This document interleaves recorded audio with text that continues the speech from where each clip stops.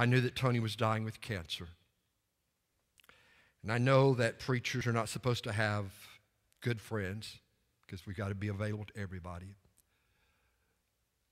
But Tony was sort of on the margins of the church.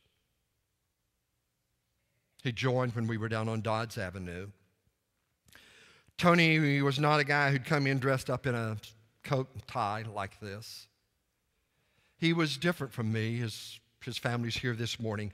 Tony and I were so different in so many ways, you know. The strongest thing I ever drank was Diet Coke with lemon or lime. And Tony liked to hit the bottle.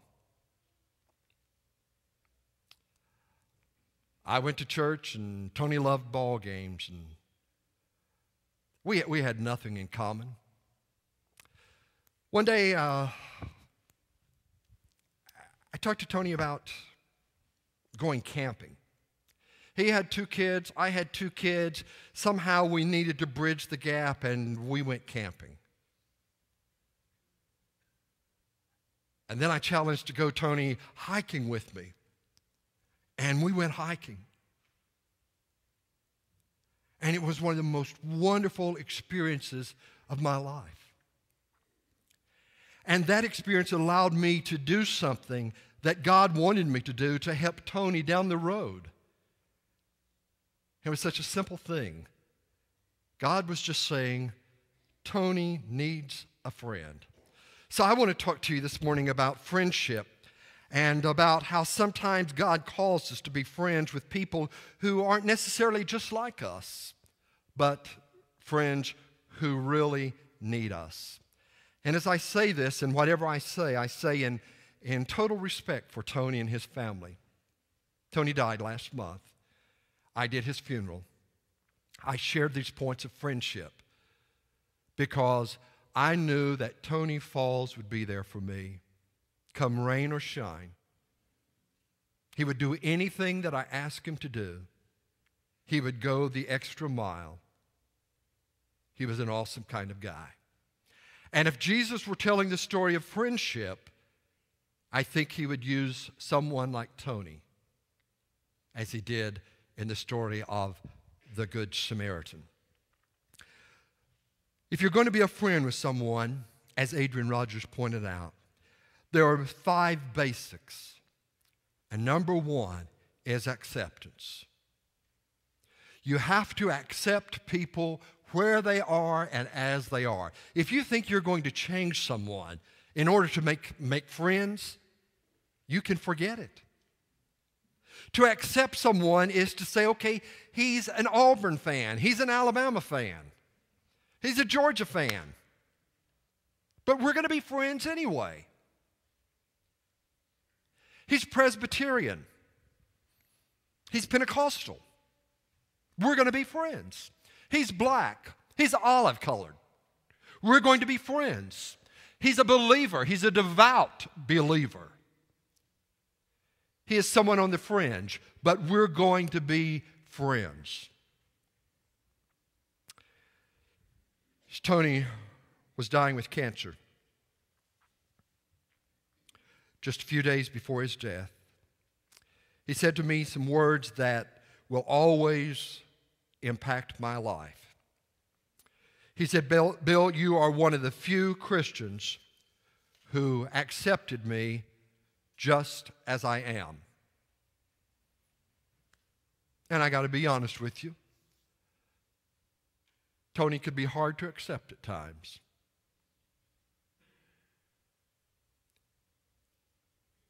You're one of the few Christians who accepted me just as I am.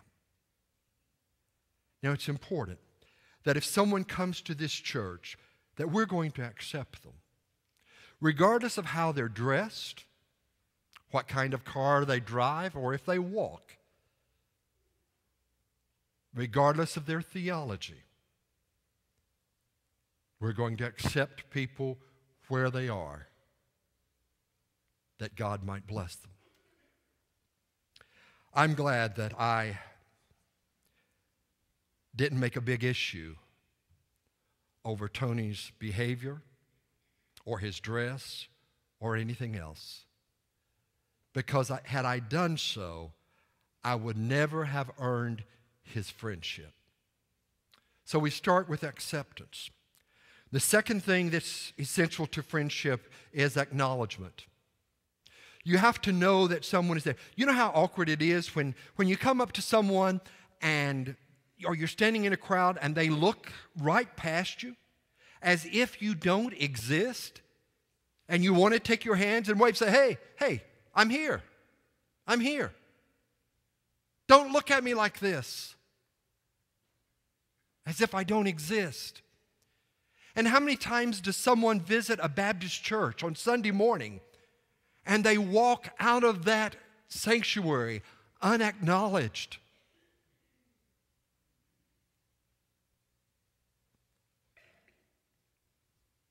It's like standing in the line at the grocery store and someone just cuts right in front of you and they start putting their food items on the rotating belt, and you just want to tap them on the shoulder and say, excuse me, I'm in line.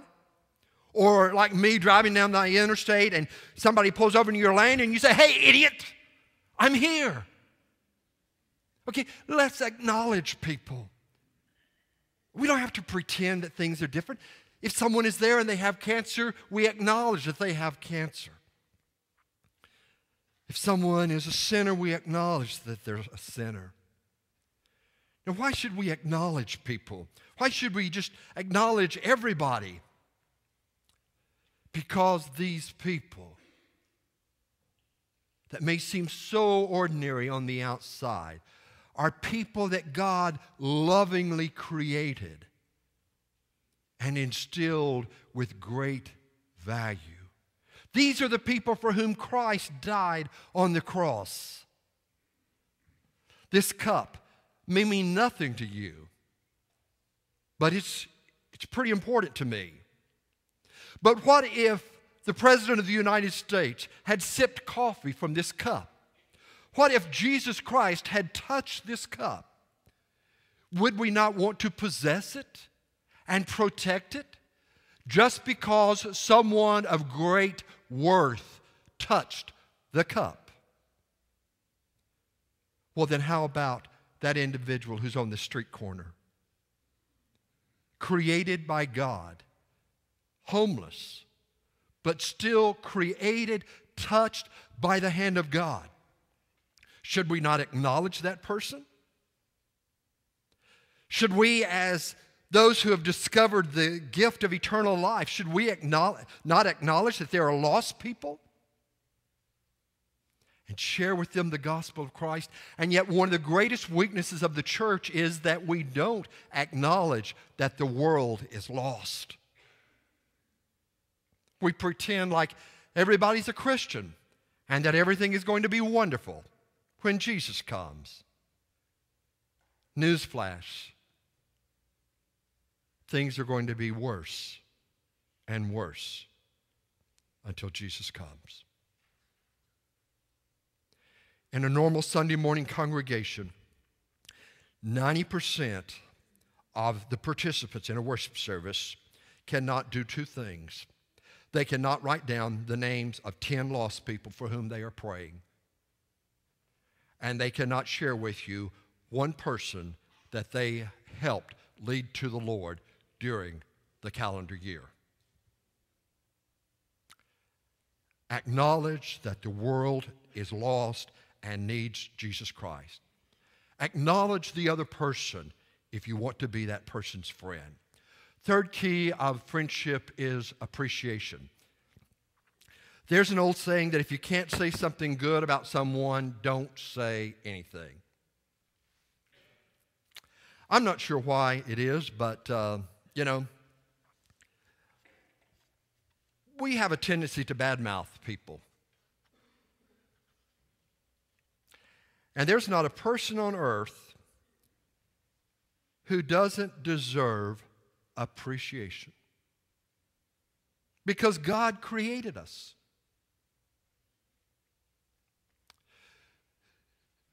I was watching a program on television this week about bullying. And I watched as they set up a situation in which children were bullying one child, and to see how others would respond. And you know how it is. You remember how it was. If you happen to be the weak kid, or maybe if you can be honest with yourself, and if you were the big kid in the class, you know what it felt like to bully someone. You pick at the flaws of that person over and over and over again, and you make them feel so self-conscious and insignificant that they just sort of want to fade from the scene. And it begins to change their whole lifestyle, even their body appearance. They begin to look down, and they have a beaten spirit. And many of these kids don't survive, and they wind up committing suicide. Why? Because we picked at their flaws and weaknesses. That's what kids do.